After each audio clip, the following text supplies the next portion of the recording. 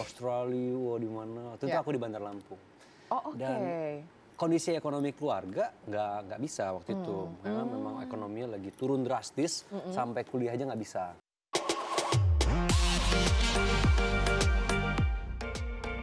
Hello Insertizen, how are you and welcome back on iTalk only on www.insertlife.com. When someone's story is a history and always with me Maria Christy. Hari ini merupakan sesuatu yang spesial banget karena aku kedatangan dua orang bintang tamu yang dua-duanya ini menyandang status sebagai chef. Kalau yang pertama, sepak terjangnya udah bisa teruji. Tapi kalau yang satu ini, dia sebenarnya lebih menggantungkan title-nya sebagai opa sih. Tapi mereka berdua ini tergabung dalam sebuah program Kuali Barbar yang akhirnya sekarang mampir lagi ke iTalk for the second time.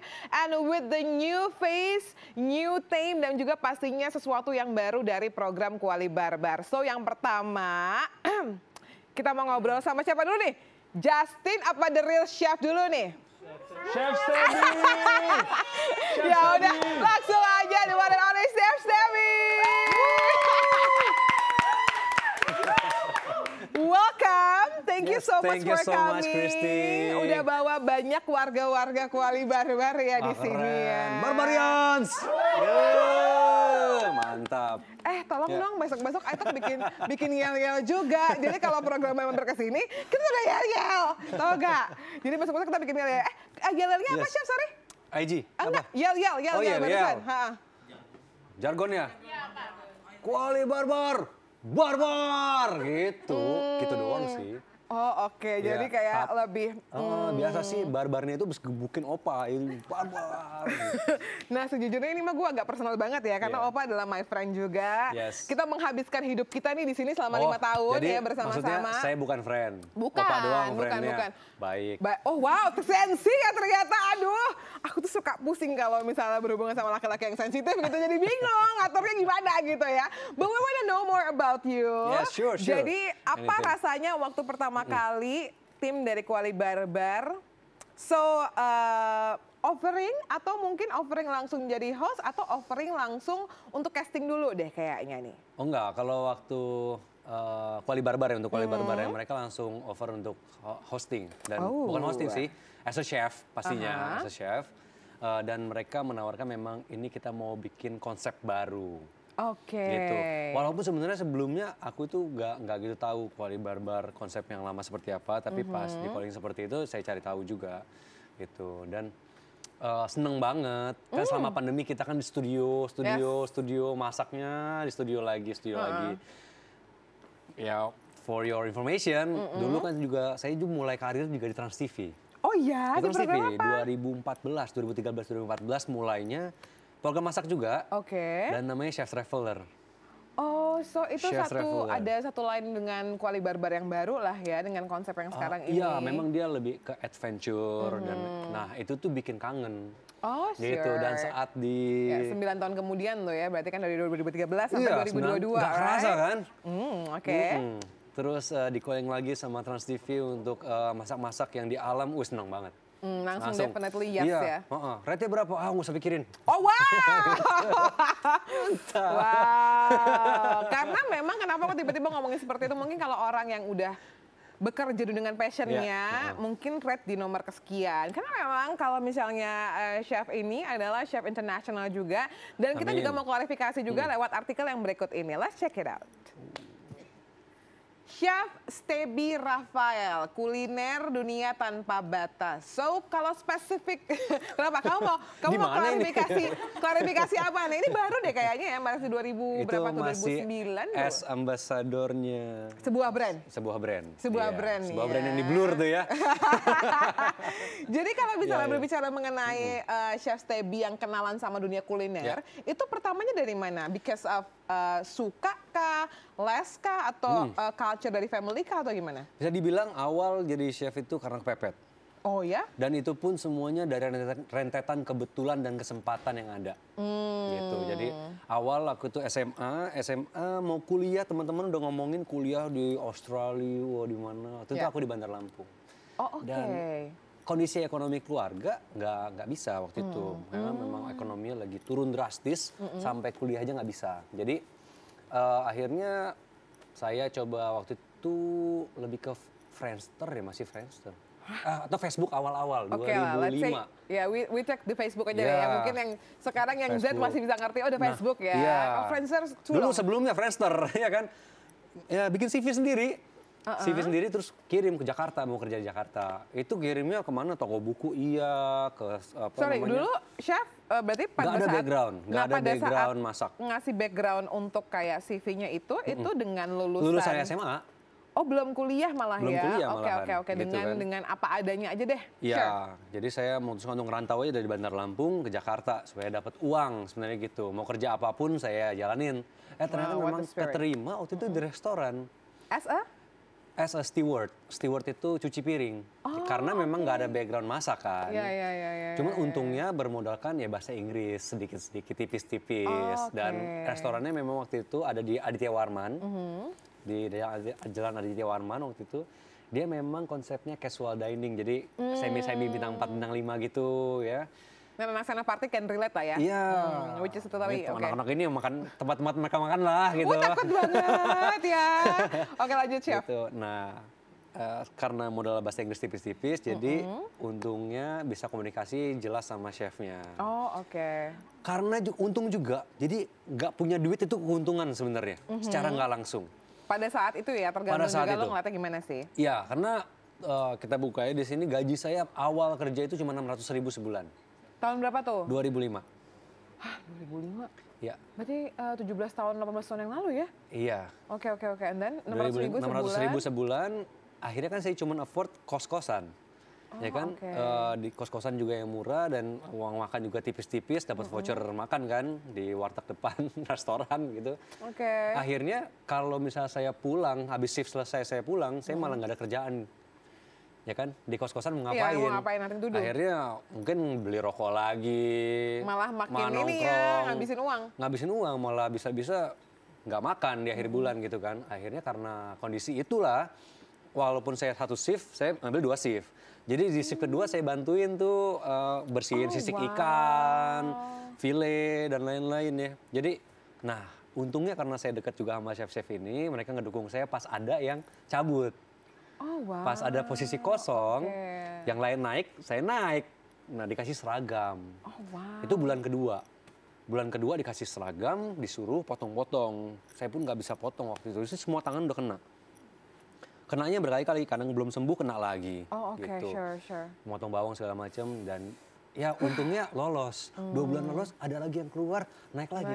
Naik lagi. Sampai leader waktu itu. 2 tahun kerja. 2005 Iya. sampai 2007 lah ya, let's say lah ya. Lo terakhir jadi chef waktu itu dari entry-nya 600.000 keluarnya di berapa tuh gajinya chef kalau boleh? 1.200.000. Wow, sampai twice berarti ya, naiknya 100% dong? Iya. Wow, tapi ini maksud gue kayak lo termasuk anak muda yang bukan cukup persisten, bener-bener persisten banget. Iya. Dan nggak inilah, nggak gengsi dan nggak yang namanya takut gimana-gimana. Jadi lo bisa bener-bener cepet banget tuh jalur karir lo sebagai seorang chef yang masuknya bener-bener nggak tahu apa-apa sama sekali gitu loh. Iya, actually itu juga makanya kenapa gue bilang nggak punya duit atau kesengsaraan kita itu menguntungkan justru. Oke. Membuat boundaries gitu loh kan, membuat pagar gitu loh untuk kita nggak bisa macam-macam. Coba waktu itu saya anak orang kaya, mungkin nggak jadi chef begitu kan. Mungkin sekarang masih ngabisin duit orang tua dan lain-lain, kita kan nggak tahu. Oke, Kan berarti gitu. kalau misalnya lo ditanya journey lo sebagai seorang chef, tahunnya lo akan sebut di tahun 2005 berarti ya? 2005. Tapi ya setelah itu memang saya kan juga kenalan baik. Waktu itu juga untungnya adalah chefnya itu ganti-ganti. Jadi chefnya itu dari 5 negara berbeda. Oh, wow. Sehingga banyak banget yang masuk ke sini kan. Walaupun pengetahuan itu masih berantakan. Karena kan ini ya, bukan cabutan akademisi, ya. Yes, ya yes, kan? yes. Nah, saya setelah 2 tahun itu memutuskan diajak sama chef yang awal untuk kerja di Amerika. Karena saya nggak punya sertifikat, bisa kerja di sana, tapi tidak bisa naik pangkat. Oke. Gitu. Akhirnya itu tough saya journey. ambil cari kuliahan untuk tata boga. Long story short, apakah you take it? I take it di Jadi, Bandung. degree-nya Hai. dapat juga? Degree dapat. Wow, Iya. oke. Kalau tata boga berarti ininya apa? Degree-nya apa? Sarjana D3. apa? Sarjana, Oh, iya D3. Madya. Heeh. Karena Oh, oke, sure. karena skill kan D3. Sebenarnya harus bisa juga D4. D4 tapi itu lebih ke manajemen hotel. Nah, tapi saya lebih ke D3 ya, saya D3. Oke, let's say 2005 sampai akhirnya 2007 di restoran itu lo bener-bener berkenalan, dikulitin banget tuh dari chef yang nggak tahu apa-apa jadi dikenalin masukin dunia chef. You take a journey gitu ya sampai 2013 punya program pertama di Trans TV dan tahun-tahun berselang segala macam sampai akhirnya balik aja ke Trans TV 9 tahun kemudian di 2022 bergabung bersama dengan keluarga besar Kuali Barbar gitu ya. Kita boleh tepuk tangan loh buat jurinya seorang Chef Steady. Jadi mungkin kalau orang kan kadang-kadang ngomong gini ya, oh dia tuh ganteng aja, menang gantengnya doang atau menang public speakingnya doang. Ternyata jurinya se-tough itu dan lo se-persisten itu. So kalau lo bisa mencerminkan atau menggambarkan perjalanan Chef Steady dalam 13 tahun, dari 2005 sampai dengan 2023 nih sekarang, dalam satu kata kira-kira apa yang keluar? Learning and sharing ya. Satu kata doang? Sharing. Sharing ya. So kalau misalnya gue tanya lagi, apa sih basic yang sebenarnya dari point of view seorang Chef Steady gitu ya, yang harus dimiliki sama seseorang yang ingin menjadi seorang chef atau berkenalan dengan dunia kuliner, baik itu dari F&B-nya, bisnisnya, atau mungkin dari sistemnya, atau mungkin dari kitchen life-nya gitu, kehidupan di dapurnya? Menurut gue sih konsisten. Konsisten, apapun itu ya. And tough. Come on. Gue tuh, kakak gue tuh perhotelan dan dia juga beberapa kali cerita gitu teman-teman datang ke rumah bahwa ada juga tuh kehidupan di kitchen yang sebenarnya cukup berat karena ya mungkin kalau kita lihat di TV sebelah gitu ya ada sebuah kompetisi yang mungkin chefnya tuh benar-benar sepedes itu ngomongnya. Is that happen di real life gitu? Lebih parah. Lebih parah apalagi kalau ya? close kitchen, aku itu pernah, ini nggak pernah cerita malah aku ya. Oke. Dulu pernah sampai apa namanya fisik. Lo pernah diapain? Saya ngapain? Nggak biasa itu anak kitchen sama anak FB, anak floor. Oh, anak floor, oke. Ya lebih ke situ. Atau ya kitchen sama kitchen juga biasanya sering kan namanya kita kerja Intense, panas, ya. intens, tenaga juga kekuras, pikiran kekuras. Jadi kadang-kadang mungkin salah kata, salah tatapan gitu bisa memacu. Wow. Dan cowok semua kan, jadi you know lah. Tapi enaknya adalah biasanya sih anak-anak kitchen tuh gentleman kalau menurutku. Jadi masalah itu langsung diselesain seburuk apapun itu. Tapi abis itunya kerja bareng lagi. Karena actually ya. di kitchen itu nggak ada one man show, nggak ada sama sekali. Semua itu tim. Resultnya itu tim, as a team. Nggak ada orang yang, makanya saya tuh kadang-kadang ini agak-agak nyindir sedikit nih ya. Oke, it's fine. Agak-agak nggak relevan kompetisi masak, apalagi anak-anak SMK gitu ya, sama apa yang terjadi di dunia profesional. Karena saat kebanyakan masalah itu bukan hanya pada orang-orang yang kalah dari kompetisi, tapi mereka yang menang dari kompetisi. Saat mereka belum mengemban profesionalisme, gitu. Mereka tinggi hati duluan, merasa dirinya hebat, merasa sudah menguasai semuanya, merasa resep mereka yang paling oke. Padahal saat mereka masuk ke dunia industri, nggak akan kepake semuanya ngikutin SOP perusahaan. Ulang lagi dari awal ya, segala macamnya ya. Yang kepake adalah basic skill. Basic knowledge mereka yang pasti kepake. Sama attitude. Itu. Kebiasaan kita untuk bisa ngeblend sama semua orang, adaptasi sama semua orang, dan bisa menjadi kertas putih lagi untuk ditulisin orang. That's why mungkin kebanyakan, kan ada risetnya juga ya, bahwa kebanyakan chef itu malah sebenarnya in general in the world gitu di dunia itu banyak kan cowok. Karena mungkin cowok yang lebih gentle kali ya. Kalau cewek kan pasti lebih baper dan lain-lain dan lebih sensitif. Jadi kayak agak-agak sulit untuk yang bertahan atau mungkin yang ada deh, bukan yang bertahan, sorry, yang ada di general in the world gini. Jadi benar nggak sih chef itu banyak kan cowok? Memang banyak kan jumlahnya cowok, tapi cewek-cewek ini yang ada di kitchen dan mereka yang udah berkecimpung lama itu merupakan benar-benar tough girl. Wow. Big applause lah buat mereka. Wow, boleh kita berikan tepuk tangan? Karena kalau misalnya partner lo bilang, don't mess with insert ladies, nanti kita akan tanya ya, kenapa dia sampai mengeluarkan statement itu? Seorang chef Shelby juga mengatakan don't mess with chef woman, madam chef. Wanita yang bekerja di kitchen ya. Karena mereka tekanannya banyak. Kalau cowok ya kan, cowok ngomong asal-asalan, ngomong selengean bla bla bla, ya asik aja, dibilang asik. Cewek-cewek ngomong agak selengean dikit, dibilangnya inilah, dibilangnya latar belakangnya nggak bagus lah, dibilangnya centil lah, dibilangnya. Di samping semua masalah-masalah yang ada sebenarnya. Ya, agak tepat. Ditambah sama naturalnya mereka, lebih ke emosional kan. Iya, pasti. Cowok pasti ada emosionalnya, tapi lebih ke logika. Sehingga kalau misalnya mereka, aduh daripada gue ngambek, mendingan gue kerja aja deh. Lebih gampang untuk ke situ. Bagi cowok. Tapi bagi cewek kan selentingan-selentingan di belakang, omongan-omongan. Stigma-stigma yang ada, Gak usah beban itu. ya. Lirikannya, lirik ini aja. Udah kepikiran, emang apa sih yang salah di gua kan gitu. Kalau cowok kan mikirnya gampang. Kalau kita dilirik begini dari atas ke bawah gini kan. Kalau saya dilirik begitu, wah belagu banget nih orang, kan gitu doang. Tapi kalau cewek, misalnya saya cewek, dilirik kayak gitu, atas ke bawah gitu. Emang apa yang salah ya?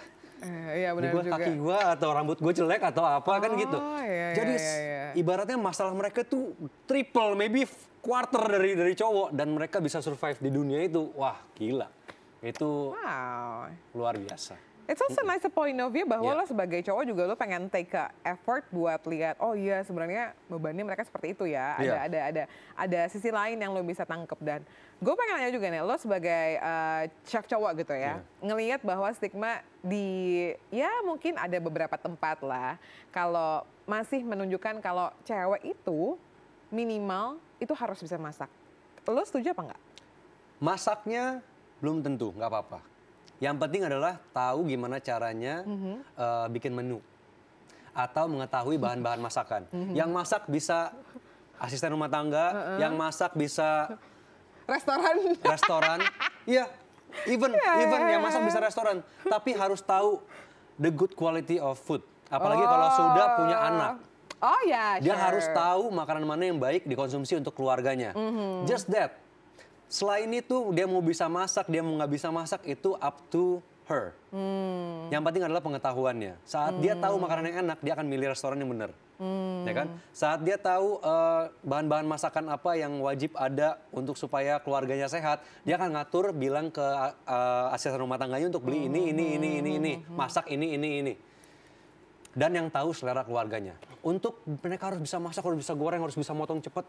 It's not a really qualified, big deal. Oke. Gitu. Jangan sampai hal itu malah mencegah kalian untuk berhenti belajar soal makanan.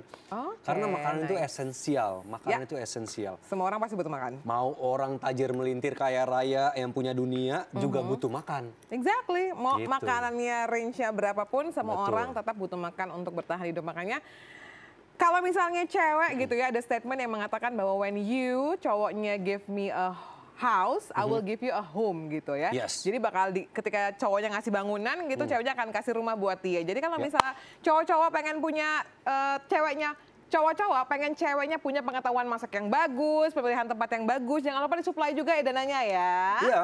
Sure. Itu dia. Dan Bagus justru. Iya dong. Iya. Cewek yang menuntut itu akan membuat cowoknya lebih berkembang. Iya, serius. Gue nggak bisa bayangin kalau gue punya istri yang tidak, bukan menuntut dalam konotasi nggak jelas Negatif, ya. ya. Oke. Tapi kan kita kan dua orang yang berbeda, nggak sedarah, Ya. beda budaya, Ya. beda kebiasaan, pasti beda visi, beda misi. Oke. Kita secara dewasa kita menikah, kita satuin visi misi kita, dan untuk menciptakan atau mewujudkan impian yang kita bangun berdua kan. Betul Ya kan? sekali. Bayangin kalau misalnya cewek kamu atau pasangan ini buat cowok-cowok ya, menerima kamu apa adanya. Come on, saya waktu kuliah dulu tiap hari makan Indomie pecel lele pun nggak apa-apa. Kalau dia terima saya apa adanya, sampai sekarang makan Indomie pecel lele. Enggak, and it's not good for your family, right? Not good, come on, gitu kan. Justru kita dapat cewek yang bisa menuntut tapi asal jelas ya, tuntutan itu jelas ya kan, dan dia juga support untuk sama-sama menuju visi atau misi itu. Ayo, karena bener-bener deh hidup ini ngajarin kita banyak banget. Saat kita makin tua justru makin kerasa bahwa kita itu sebenarnya bisa keluar dari zona kita. Kita bisa jadi everyone, kita bisa jadi yang kita mau sebenarnya. Dan break the limit. Iya, tinggal gimana cara porsiin aja benefit sama unbenefitnya. Nah, ngomongin benefit Gitu. sama unbenefit and break the limit, gue yakin Yes. partner siaran gue yang satu ini juga tepat Keren sekali banget ya. ini. Dia yang break the limit dari seorang opa yang selalu ada di dunia ber-AC gitu kan, studio yang dingin. Dia menerjang alam-alam indah Indonesia untuk masak bersama dengan tim Kuali Barbar. Siapa dia? Coba kita cek dulu ada artikelnya ya.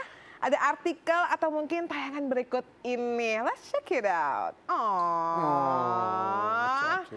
Sudah bergabung di studio dengan kita the one and only Javier Justin. Langsung ya yang pertama gitu kan langsung ngomongin biaya. Karena tadi sama Chef Selby ini udah ngomongin seputar keluarga. Stebi, sorry. Kalau Shelby itu yang Maaf. Amin buat keluarga Shelby. Stebi. Kenapa? Karena orangnya itu selalu standby dan juga steady gitu. Maka jadi Stebi. Kayak Instagram gue ya. Oh iya, Instagram ya, Itu. Standby Stebi ya.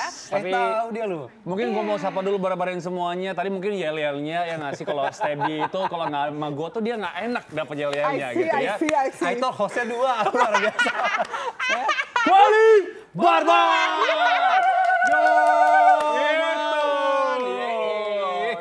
Balik lagi nih, Aitor bersama dengan Gue saya. menghargai banget kalian sebagai bintang tamu. Oh, iya. Tapi dari warnanya, Oke. baju gue hari ini Iya, agak iya. kurang make sense, Kurang say. make sense, Girly ya. banget, terus tiba-tiba barbar, getaran di sini tuh langsung beda nih, like-ke semua ya. Tadi Christy nggak di briefing, maksudnya pertanyaannya harusnya membandingkan host lama dan host baru itu gimana?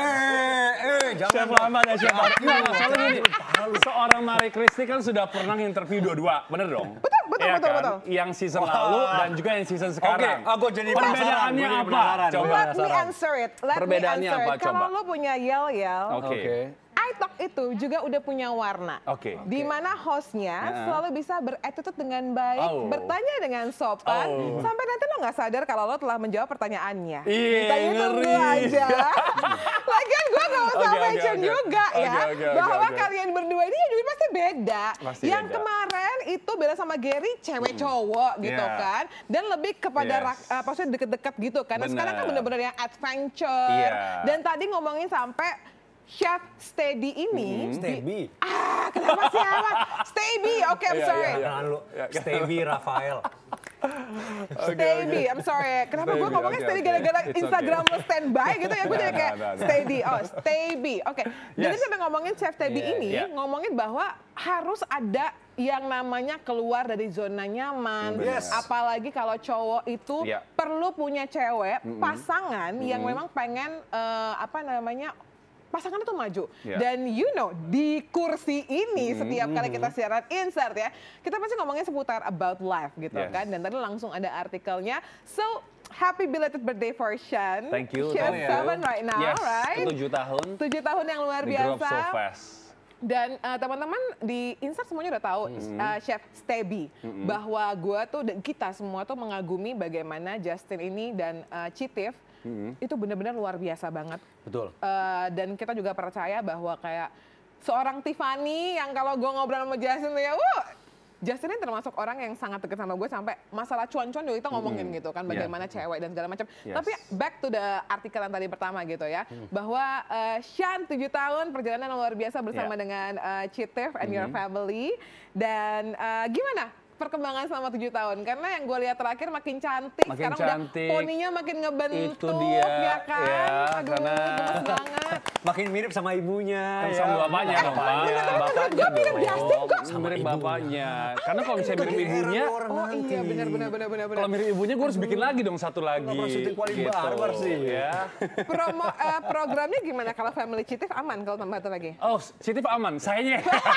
Ibu, saya udah kerja seperti kuli ya. By the way, kita kalau misalnya Koli Barbar kita plan untuk sebulan sekali kita mau dinas luar kota Yes. gitu ya. Yes. Jadi saya sudah semakin lama nggak pulang, jadi kalau misalnya nambah anak lagi nanti gua nggak pulang-pulang. Kerja mulu gua kerjanya ya, Back jangan. to Sean. Back to Sean ya. Oke. Sean itu 7 tahun dan perkembangannya luar biasa. Dan kalau misalnya tadi mungkin ngomong tentang biaya, memang biayanya itu tidak seperti ya anak-anak pada umumnya ya. Pasti. Pasti punya biaya yang lebih lagi, mulai dari mungkin susternya aja beda, yang ngasih gaji susternya mungkin juga ya gaji lumayan, yang ngasih terus makanan juga harus diperhatikan, minumannya, susunya aja satu botol itu ngelebihi jatah kopi sehari kita gitu. Satu botol bayangkan.